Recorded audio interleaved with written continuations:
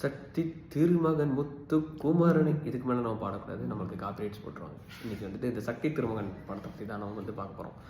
இந்த படத்தில் வந்துட்டு கதை ரொம்ப சுவாரஸ்யமாக போகுது, இன்ட்ரெஸ்டிங்காகவும் இருக்குது. ஆனால் என்ன சொல்கிறது, ஒரு ஜவு மிட்டாய் இருக்குல்ல, அது வந்துட்டு ஓரளவுக்கு இழுத்ததுக்கப்புறம் அது விழுந்துடணும். அது விட்டால் தான் வந்துட்டு கொஞ்சம் நல்லா இருக்கும். அது இழுத்துக்கிட்டே இருக்குது.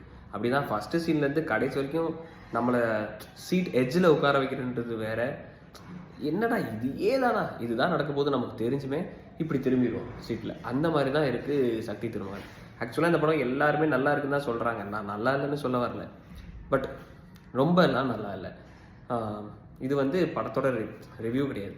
பட் ஆனால் இந்த படத்தில் இன்னொரு விஷயம் நமக்கு என்ன சொல்ல வராங்க அப்படின்னா, இந்த படத்தில் ரொம்ப சுவாரஸ்யமான எலமெண்ட்ஸ், நம்ம யாரால் ஆளப்படுறோம், யார் நம்மளை ஆண்டுக்கிட்டு இருக்கா, நம்ம என்ன ட்ரெஸ்ஸு போடணும், நம்ம என்ன சாப்பிட்ணும், இது எல்லாமே நிர்ணயிக்கிறது மேல்வர்க்கம்.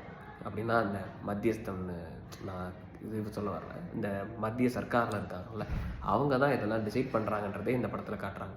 ஒரு சாதாரண பிஸ்னஸ்மேன் ஒரு பிரசிடெண்ட் ஆகணும்னு ஆசைப்பட்டு அதுக்கான ஒரு விதையை போட்டுட்டு 30 இயர்ஸாக வெயிட் பண்ணி அவன் பிரசிடெண்ட் ஆகிட்டா நம்ம என்ன பண்ணுறது, இதெல்லாம் இவங்க காட்டுறாங்க.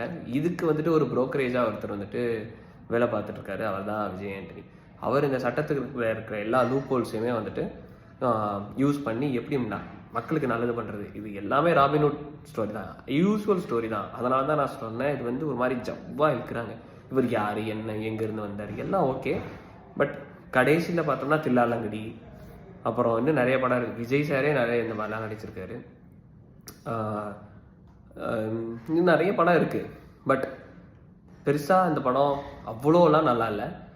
ஓகே, பார்க்கலாம். பட் இதுலேருந்து நம்ம தெரிஞ்சுக்க வேண்டியது என்னென்னா, நம்ம இங்கே வாழ்வலாமா வேணாமான்றதே யாரோ ஒருத்தன் தான் முடிவு பண்ணுறான் அப்படின்றது தான் இந்த கதையிலேருந்து நம்ம தெரிஞ்சுக்கிற ஒரு விஷயமா இருக்குது. Okay, thank you, bye. இது மாதிரி வேறு ஏதாச்சும் வீடியோஸும் வேணும் அப்படின்னா நீங்கள் கமெண்ட்டில் அந்த படத்தோட பேர் போடுங்க. நம்ம அடுத்தடுத்த வீடியோஸில் அதெல்லாம் பார்க்கலாம். பை.